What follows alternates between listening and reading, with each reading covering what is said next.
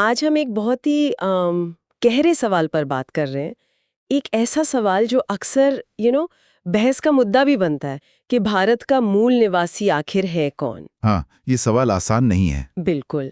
और इसकी तह तक जाने के लिए हमारे पास कई तरह की जानकारी है। जेनेटिक स्टडीज़ है, इतिहास है, जो पुरानी संस्कृतियाँ थीं उनके बारे में डिटेल्स हैं, और हाँ, आज जो आदिवासी समुदाय हैं उनकी क्या चुनौतियाँ हैं, इस पर रिपोर्ट्स भी हैं। हम्म। तो हमारा इरादा क्या है? हम बेसिकली इन सब स्रोतों को खंगाल कर भारत में जो सबसे पहले इंसान बसे उनकी कहानी को समझने की कोशिश करेंगे। हाँ, उनकी शुरुआत कैसे हुई? हाँ, और उनकी विरासत आज हम सब में कैसे जिंदा है। उनकी जो पारंपरिक जीवन शैली थी, खासकर खाने पीने के तरीके, वो कितने अलग और सस्टेनेबल थे, और आज वो अपनी पहचान, अपनी जमीन, अपने हक के लिए क्या संघर्ष कर रहे हैं। तो चलिए इस पड़ताल को शुरू करते हैं। जरूर। तो सबसे पहले चलते हैं हजारों साल पीछे, उस टाइम पर जब आधुनिक मानव अफ्रीका से निकले और दुनिया में फैले। हाँ, वो ग्रेट माइग्रेशन। हाँ, एक थ्योरी है दक्षिणी मार्ग की, मतलब साउदर्न रूट। इसके हिसाब से करीब 50,000 से 66,000 साल पहले इंसान भारतीय उपमहाद्वीप पहुंचे थे। काफी पहले। बहुत पहले। और इसका एक मजबूत जेनेटिक निशान भी मिलता है, माइटोकॉन्ड्रियल डीएनए, मतलब एमटीएच हैप्लोग्रुप M2 में। अच्छा, एमटीए जो सिर्फ माँ से मिलता है। हाँ, बिल्कुल। तो ये माँ की वंश परंपरा बताता है, और ये M2 निशान करीब 50,000 साल पुराना है। 50,000 साल। सोचिए। और आज भी ये भारत की आबादी के एक बड़े हिस्से में जो M मैक्रो हैप्लोग्रुप है, उसके करीब 10% लोगों में मिलता है। ये एक तरह से हमारी प्राचीन जड़ों का जेनेटिक सबूत है। आपने बिल्कुल सही पॉइंट उठाया।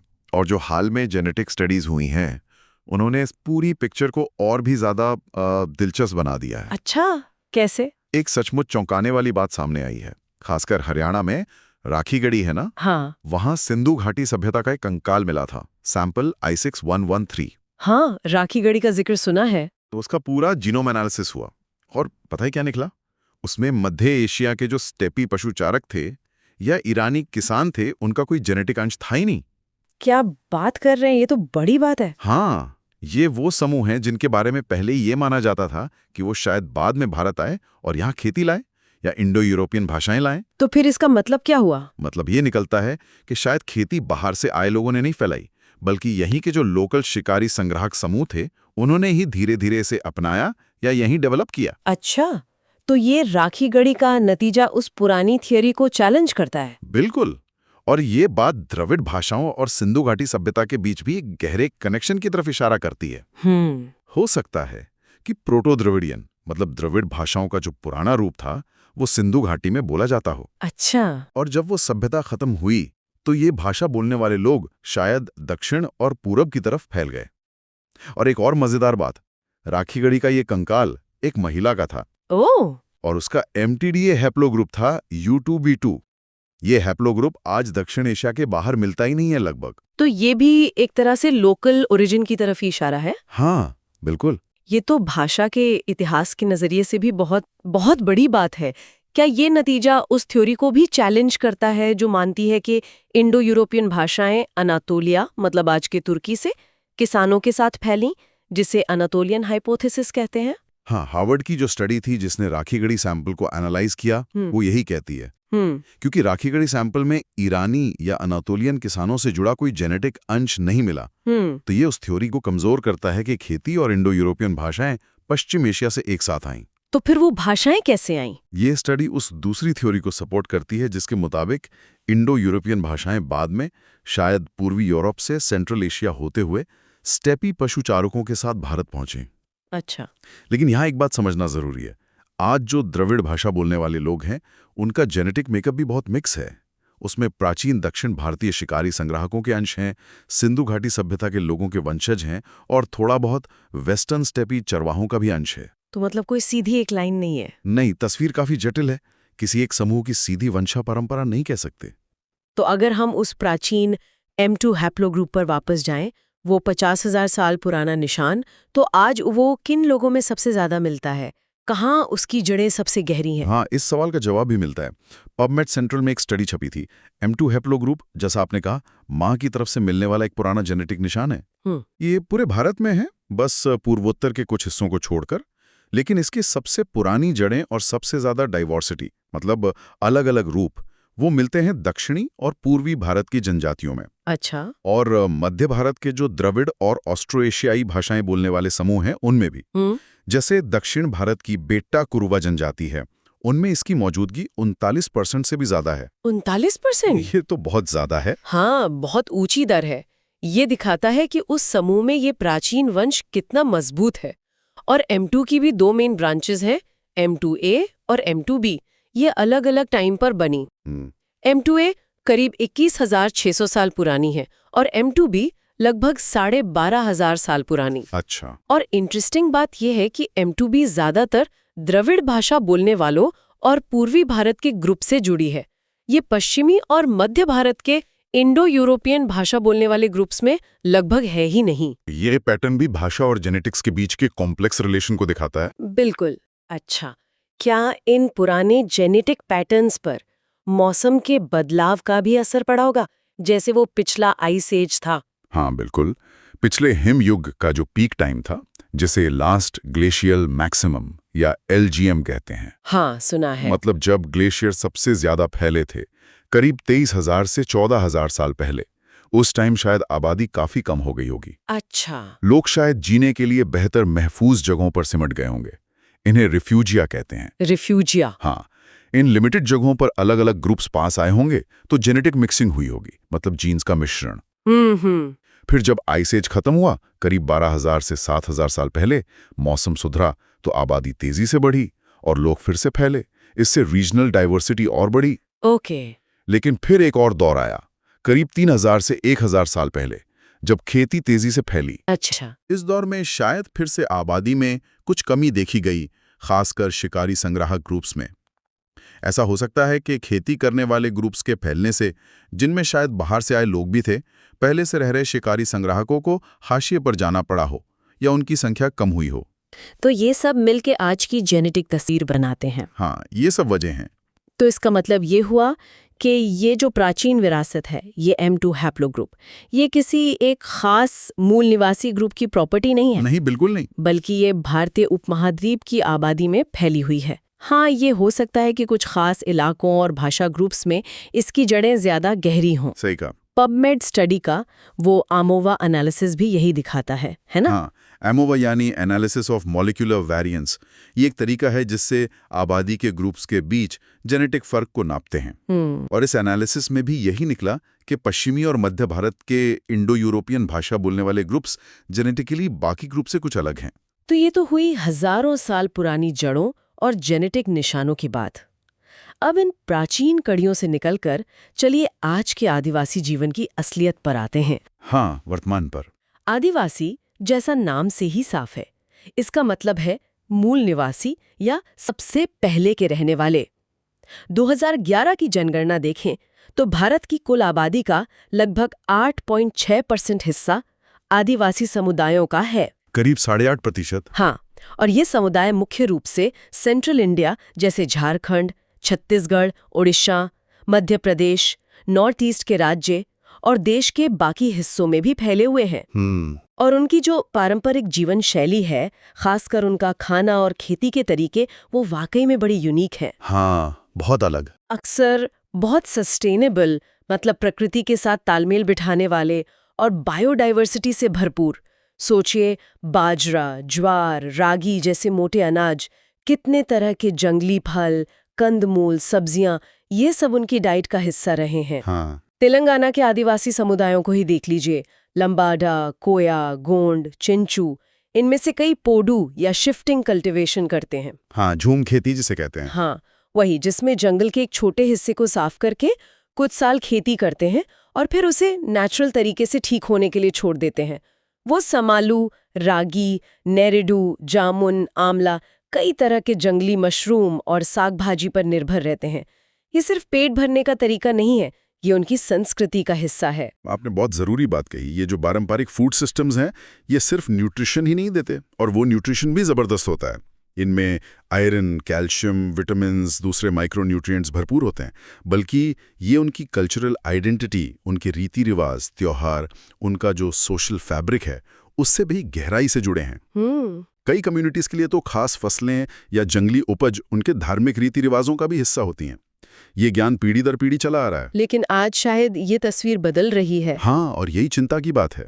आज ये तस्वीर तेजी से बदल रही है। जंगलों की कटाई हो रही है, बड़े बांध या खदानों के लिए उन्हें अपनी जमीन से हटाया जा रहा है, बढ़ता औद्योगिकरण है, बाजार का दबाव है। इन सब वजहों से उनकी पारंपरिक जमीनें छिन रही हैं, जंगल कम हो रहे हैं और उनकी ये टिकाऊ खाद्य प्रणालियां खत्म हो रही हैं। इसका सीधा असर उनके स्वास्थ्य पर पड़ रहा है। कई आदिवासी समुदायों में कुपोषण, खासकर बच्चों और औरतों में, एक बड़ी समस्या बन गई है। अच्छा। पारंपरिक पौष्टिक खाने की जगह अब बाजार के सस्ते, प्रोसेस्ड और कम पौष्टिक खाने ने ले ली है। जैसा कि एक रिपोर्ट में बताया गया है, आज़ादी के 75 साल बाद भी आदिवासी समुदाय विकास के कई पैमानों जैसे साफ सफाई, शिक्षा, स्वास्थ्य, पोषण में सबसे पीछे हैं। ये तो वाकई बहुत चिंताजनक है। क्या उनकी इस हालत को सुधारने और उनके अधिकारों को प्रोटेक्ट करने के लिए कोई कानूनी इंतजाम नहीं है? संविधान में 5वीं और 6ठी अनुसूची का जिक्र आता है। हाँ, आता है। फिर वन अधिकार अधिनियम यानी FRA 2006 है, और कुछ इंटरनेशनल घोषणाएं जैसे UNDRP भी हैं। ये कानून क्या कहते हैं? कानूनी ढांचे तो मौजूद हैं और ये अहम भी हैं। संविधान की जो 5वीं और 6ठी अनुसूची हैं, वो आदिवासी बहुल इलाकों के एडमिनिस्ट्रेशन के लिए खास इंतजाम करती हैं, ताकि उनकी खास संस्कृति और हितों की रक्षा हो सके। 5वीं अनुसूची सेंट्रल इंडिया के कई राज्यों के आदिवासी इलाकों पर लागू होती है, जबकि 6ठी अनुसूची नॉर्थ ईस्ट के कुछ राज्यों, असम, मेघालय, त्रिपुरा, मिजोरम में ऑटोनोमस डिस्ट्रिक्ट काउंसिल बनाने का प्रावधान करती है। अच्छा, स्वायत्त परिषदें। हाँ। फिर आता है वन अधिकार अधिनियम FRA 2006। ये एक ऐतिहासिक कानून है। इसका मकसद है जंगल में रहने वाले आदिवासी समुदायों और दूसरे पारंपरिक वन निवासियों के उन अधिकारों को मान्यता देना जो ऐतिहासिक रूप से उनके पास थे, लेकिन जिन्हें कभी फॉर्मली रिकॉर्ड नहीं किया गया था। इसमें इंडिविजुअल या कम्युनिटी फॉरेस्ट लैंड पर अधिकार, जानवरों को चराने का अधिकार और सबसे जरूरी माइनर फॉरेस्ट प्रोड्यूस यानी लघु वनोपज, जैसे तेंदुपत्ता, महुआ। हाँ, तेंदुपत्ता, महुआ, शहद, बांस, इनको इकट्ठा करने, इस्तेमाल करने और बेचने का अधिकार शामिल है। ये लघु वनोपज कई आदिवासी समुदायों की रोजमर्रा की जिंदगी और खाने की सुरक्षा के लिए रीढ़ की हड्डी जैसे हैं। और UNDRIP, जो UN का डिक्लेरेशन है, वो भी आदिवासी लोगों की जमीन, संसाधन, पारंपरिक ज्ञान और सेल्फ गवर्नेंस के अधिकारों पर जोर देता है। तो कानून तो कागज पर काफी मजबूत लगते हैं, फिर जमीनी हकीकत इतनी अलग क्यों दिखती है? दिक्कत कहाँ आ रही है? यही सबसे बड़ा मुद्दा है। कानून होना एक बात है और उनका सही तरह से लागू होना बिल्कुल दूसरी। जमीनी स्तर पर FRA का इम्प्लीमेंटेशन बहुत धीमा, अधूरा और इनकंसिस्टेंट रहा है। कई राज्यों में ब्यूरोक्रेसी की तरफ से ढिलाई है, जागरूकता की कमी है और कभी-कभी वेस्टेड इंटरेस्ट के चलते भी आदिवासी समुदायों को उनके हक नहीं मिल पा रहे हैं। अच्छा। अक्सर होता यह है कि डेवलपमेंट प्रोजेक्ट्स, जैसे कोई खदान खोलनी है, बांध बनना है या इंडस्ट्री लगनी है, उनके नाम पर उनकी जमीनों को एक्वायर कर लिया जाता है और FRA के तहत उनके जो अधिकार हैं उन्हें नजरअंदाज कर दिया जाता है। ये तो गलत है। हाँ, हालांकि कुछ कोर्ट के फैसलों ने उम्मीद जगाई है। जैसे समानता बनाम आंध्र प्रदेश राज्य का केस था 1997 में। सुप्रीम कोर्ट ने कहा था कि आदिवासी इलाकों में सरकारी जमीन या जंगल की जमीन को गैर आदिवासियों या प्राइवेट कंपनियों को माइनिंग के लिए लीज पे नहीं दे सकते। ये महत्वपूर्ण फैसला था। बहुत। और अभी हाल में नियमगिरी केस 2013 बहुत अहम रहा। ओडिशा में नियमगिरी पहाड़ियों पर बॉक्साइट माइनिंग का प्लान था। डोंगरिया कौन जनजाति उसे अपना पवित्र स्थल मानती है। हाँ, सुना था इसके बारे में। सुप्रीम कोर्ट ने इस मामले में ग्राम सभाओं को यह अधिकार दिया कि वो तय करें कि उनकी पारंपरिक और धार्मिक जमीन पर माइनिंग होनी चाहिए या नहीं, और सभी ग्राम सभाओं ने माइनिंग के खिलाफ फैसला दिया। वाह! ये फैसले आदिवासी अधिकारों की बड़ी जीत थे, लेकिन ऐसे उदाहरण कम हैं और जमीनी लेवल पर संघर्ष लगातार चल रहा है। शिक्षा के क्षेत्र में भी तो चुनौतियां होंगी, खासकर भाषा को लेकर, स्कूलों की पहुंच को लेकर। निश्चित रूप से शिक्षा एक और बड़ा मुद्दा है। कई आदिवासी समुदायों की अपनी भाषाएं हैं जो स्कूलों में मीडियम ऑफ इंस्ट्रक्शन नहीं होती। हाँ, ये तो है। इससे बच्चों को सीखने में दिक्कत आती है और ड्रॉप आउट रेट बढ़ जाता है। दूर दराज के इलाकों में स्कूलों की कमी, टीचरों की कमी और स्कूलों तक पहुंचने में मुश्किल, ये सब आम प्रॉब्लम्स हैं। हालांकि लिटरेसी रेट में सुधार तो हुआ है। 1961 में जहां ये सिर्फ 8.5% थी, वहीं 2011 में बढ़कर 63.1% हो गई। लेकिन ये अभी भी नेशनल एवरेज से काफी कम है और महिलाओं की साक्षरता दर तो और भी पीछे है। क्वालिटी एजुकेशन और जो कल्चरली रेलेवेंट हो, ऐसी शिक्षा तक पहुंच अभी भी एक बड़ी चुनौती है। तो हमने आज देखा कि कैसे भारत के मूल निवासियों की कहानी हजारों साल पुराने जेनेटिक निशानों जैसे वो M2 हैप्लोग्रुप और सिंधु घाटी का राखीगढ़ी जीनोम से शुरू होकर आज के आदिवासी समुदायों के जीवंत, समृद्ध लेकिन साथ ही बेहद चुनौतीपूर्ण जीवन तक फैली हुई है। उनकी जमीन, उनका भोजन, उनकी संस्कृति और उनके अधिकार, ये सब आपस में कितने गहरे जुड़े हुए हैं, ये बात एकदम साफ है। हाँ, और इस पूरी चर्चा से एक बात और उभर कर आती है, वो ये कि आदिवासी समुदायों का जो पारंपरिक ज्ञान है, खासकर उनकी टिकाऊ खेती और भोजन प्रणालियां, वो सिर्फ बीते जमाने की बात नहीं है। अच्छा। उनमें आज की जो एनवायरमेंटल और फूड सिक्योरिटी की चुनौतियां हैं, उनके हल भी छिपे हो सकते हैं। सही बात है। इस ज्ञान को पहचानना, सम्मान देना और उसे बचाना बहुत जरूरी है। साथ ही उनकी खाद्य संप्रभुता, मतलब अपने खाने और खेती पर उनका अपना कंट्रोल, और उनके कल्चरल सर्वाइवल के लिए जो कानूनी सुरक्षा दी गई है, उन्हें सिर्फ कागज पर नहीं बल्कि जमीन पर भी पूरी तरह से मजबूत करना होगा।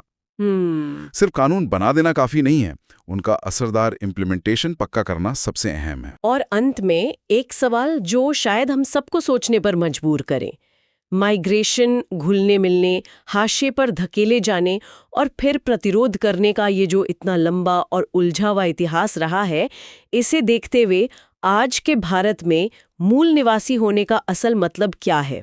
गहरा सवाल है। और इस समझ को हम कैसे आदिवासी समुदायों के लिए एक ज्यादा न्यायपूर्ण, सम्मानजनक और बराबरी का भविष्य बनाने में इस्तेमाल कर सकते हैं?